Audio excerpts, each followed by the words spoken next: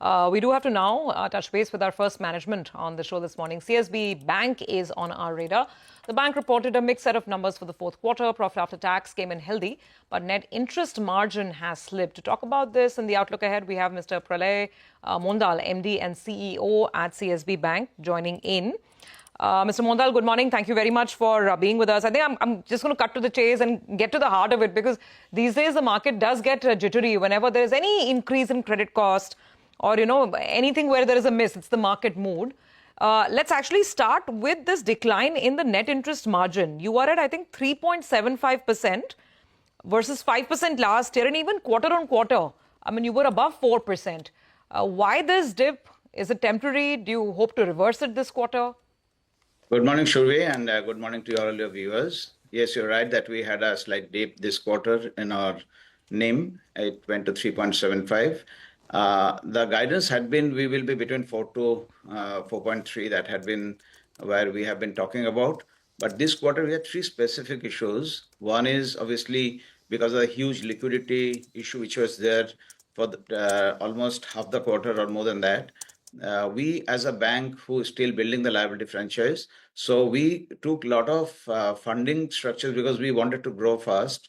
And I have always said that we will prefer growth over margins. And from that perspective, we had a huge growth which we had in play, and we grew by 30% year on year on our asset book. So there we were sitting on some excess liquidity for 2 months because most of the growth came in the end of the period, which ended up in ensuring that we trade on the treasury side on that and make some good profits on the trading income, but it really depleted the NIM. So that's number one. Number two is, of course, our business mix also are undergoing some change. The wholesale banking started picking up. The SME has started doing well. So that also plays a little bit. Then the third very technical point which happened last quarter was because our overall funding book has FCY borrowing, which is almost 9% of our funding book, which was almost next to zero last year at the same time. And that went through a blip because of the global challenges which we faced.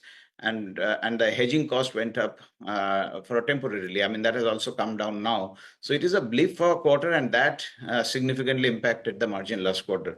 So fundamentally, these are the three reasons which we got in. Going ahead, I think we are very... Mr. Mondal, good morning, Prashant here. Hi, Prashant. The last point, sir, this is foreign borrowing. Foreign borrowing, FCI borrowing, foreign currency. What is the foreign borrowing and what's the cost now? So foreign borrowing is, for us, is around 9% of the book, which is around 3,300 crores. And that cost is generally supposed to come down. The reason we took it was because so far it's SOFR linked. And from that perspective, it was supposed to come down this quarter, but because of the hedging cost, it went up. But it's a temporary blip because it has come down again. So it is a one-off kind of a scenario. The cost of that is generally below 8%. It is between 7.5 to 7.75. But in that quarter, because of the hedging cost, it went higher than 8% and significantly higher than 8%. But again, that was a one-off kind of a scenario which nobody can predict. It will come down, and with the SOFR coming down, it will of course come down significantly. You were continuing. You were talking about the road ahead. So road ahead from Prashant, I will say on NIMs, that our NIM guidance remains intact somewhere around 4%, and hopefully a little higher than that. And last whole year NIM was around 4.13, 4.14 in that range. So we'll be somewhere between what we ended this quarter and what the whole year NIM guidance was. So from that perspective, I think we should be hovering somewhere around 4%. But growth has been very, very good for us, and that has helped us in overall increasing our profits by 25% year on year, and quarter on quarter also it grew by 25%. Okay, all right. Hi, Mr. Mondal. Good morning. Good to see you. Ben, give us a couple of more details then. The outlook in terms of growth, both in deposits as well as credit growth, if you could help us out with a broad range out there.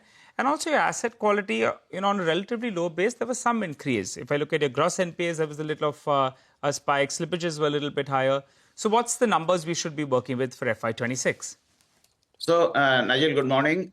Yes, I think from a growth perspective, we almost grew by 30% on the asset and 25% on the deposit, which is significantly higher than the system. And we'll continue to grow anything between 20 to 25% and that we are pretty confident now. Of course, it depends on how the funding structure looks out. On the NPA and slippages and credit cost, let me put it this way, that in spite of all this, we have ended the year with 29 basis points credit cost, which is not bad by any means. We generally guide around 20 to 30 basis points. So we are in that range. Having said that, last year was very different.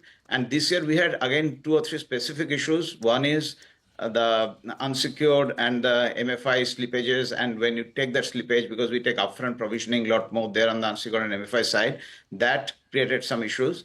But good part is that book is now less than 3% for us, including credit card is 3.3%. So that book is running down significantly. The second part is we had a migration provision this quarter for the one account we slipped last year. From that perspective, the migration provision has come again in this quarter. And third is, of course, we have taken some, against security, because generally, regulatorily, you don't need to take any prudent provisioning against security deterioration unless it's below 50-60%. But for some of the accounts, because we could afford this quarter, we have. Mr. Mondal. Yeah. Sorry, sir. I mean, just to make it a little simpler for our viewers, many of them would be your shareholders as well.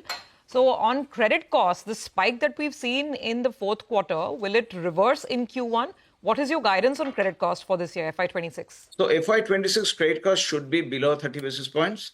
Last quarter was a little higher than 50 basis points. It will go below 30.